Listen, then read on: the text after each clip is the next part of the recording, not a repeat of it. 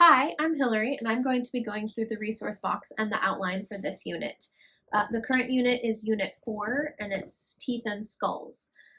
In the resource box, the same things that have been in there are going to be in there. We have our envelope with everything in it. We have our introduction with this for the slideshow. We have the background information, our puppet show. We do have 4 characters for this puppet show this time, so you can have 4 volunteers. These are our puppets, and our sample schedule again, and then our outline. It was requested that we try to fix the issues with the lanyards for the name tags. It's still being troubleshooted, but we are going to have some of the older sticker name tags in the resource box as well for those that don't want to manage the untangling of the lanyards. To get into our outline, first center in our unit this time is Tooth Types and Touch. And in this center, the kids are going to be learning about their own teeth in their mouths. As omnivores, humans have all the different kinds of teeth that all animals have. So it's very important for the kids to connect the learning with their own mouths, because then they can remember the teeth types and the diet types. So in this one, they are going to be examining their own teeth. We recommend please reminding them not to stick their fingers in their mouth, that they can observe their teeth with their tongues. And then also in this box, we're going to have hand mirrors for the students to look in their own mouths. We also have some casts of human teeth from the dentist for them to look at. And then we have some large replicas of mouths for them to really look at the different teeth types. But we also have this paper to help remind them of the 4 different teeth types. And there are a few books in here as well for the kids that maybe are not as interested for them to look at. And then the second part of this center has to do with connecting it to animals and the different diet types. So we also have in here deer mandibles to let the kids kind of look at the herbivore teeth part and examine how their jaws are similar or dissimilar to herbivore diets. Center 2 is the What's for Dinner menu. And in this unit, the students are going to be talking about the relation of animal skulls and teeth to specifically their diets. So we have in this unit, this is the book we recommend. It has a lot of information in the animal fact file.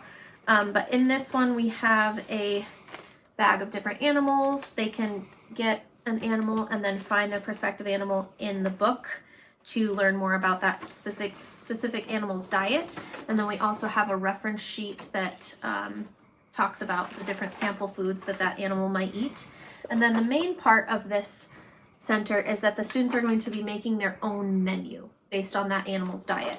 So here is a sample menu of some silly things that could be on the menu, like toasted toads or mashed mosquitoes, just so the kids can get a little bit excited about the different animal diets. The next center is the skull study. Just so that you're aware, we are renting a lot of the skulls, that most of the skulls and the materials of all of the units, of all the centers, do not belong to ELF.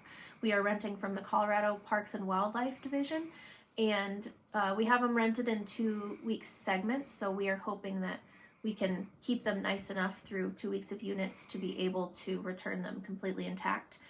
So we do recommend that there are 2 volunteers on this center, just to double check that we are treating everything with respect. We recommend that you remind the kids especially to treat everything with respect, as if the animal was alive.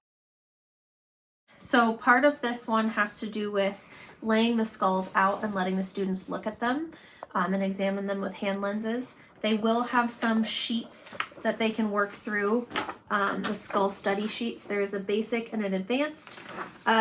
Every student could do basic and be just fine, but for the older students, we do recommend maybe taking a step further and requiring them to fill out the advanced, as it pushes that learning just a little bit further. The students will get to look through this as well, which I think we have in some other centers, but it will describe, the different types of teeth, so they can observe on the different skulls. We should have, because we're renting, we don't know exactly everything we're getting. We have an inventory list, but until we get the materials, we won't know exactly how it's split between set A and set B. But we're hoping to have at least one skull of every diet type. So there should be a carnivore, omnivore, herbivore, and hopefully an insectivore of each. But there might also be multiples of different diet types in there as well. So connecting their learning for the other centers is really going to be important to make sure that they're observing it.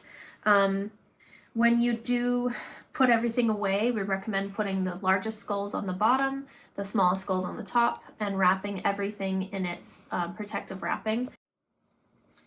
Center 4 is called Complete a Jaw, and this is a hands-on kind of more craft type of center for the students to physically make a jaw with teeth, talking about the different diet types as well. And there are two different methods to this one. One is a take-home method, and one is one that needs to stay at school. So kind of depending on your age that you have and the students' kind of engagement level, you can decide which ones they're going to do. But I'm going to show you the two different kinds. So the first method is this paper in there. You need to make copies as needed for whatever you're using, but this is kind of an example of what it'll look like once they kind of fill in their teeth and stuff. But then to extend it a step further, if the students would like to have a movable jaw, we do have the option for them to cut it out, and we'll have these in there as well. If they would like to make it more like an actual jaw, that's an option as well.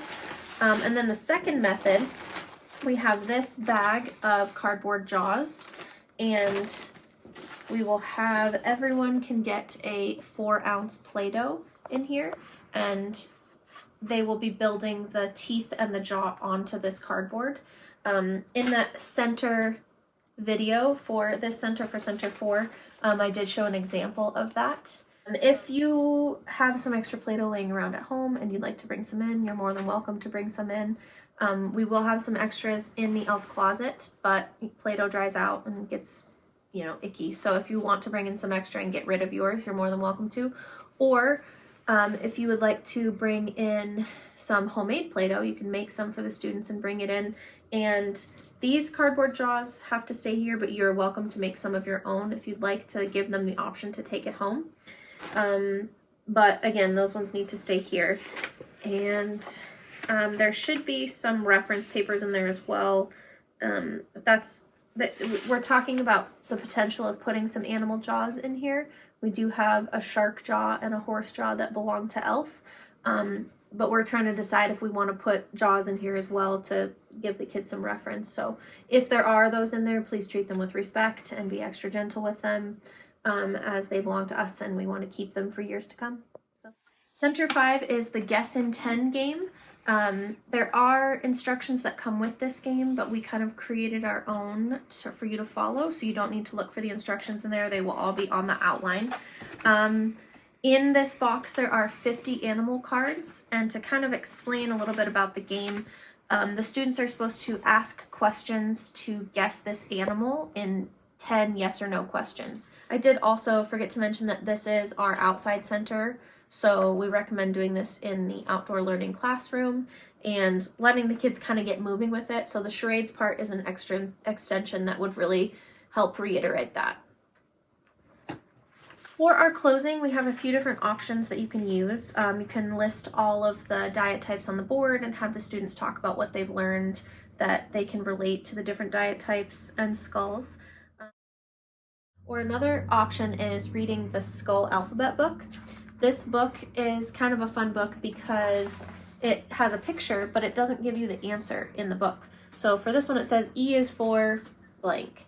The giant sequoia tree is the largest tree on Earth. The blue whale is the largest ocean creature. This is the skull of the largest land animal. Its huge molars are flat because it only eats plants. And so it might be fun to do that as a class to engage all of the students in kind of using what they've learned and observed through looking at the different skulls to connect it to trying to guess. And some of these answers actually are kind of difficult to know, so we will have a key in the back for all of the answers. There's some funny ones in here, but it's very interesting, and it would be a good way to kind of end your classroom learning. Again, we recommend treating the skulls with extra respect as we are returning them. Just a reminder that if anything is broken or missing, please let us know right away so we can remedy it and or, you know, let the appropriate people know that it's broken. But other than that, just have a lot of fun with this. And this is a really fun hands-on one where the students can really, you know, learn from observation, which is really fun. So hope you have a great unit and let us know if we're missing anything.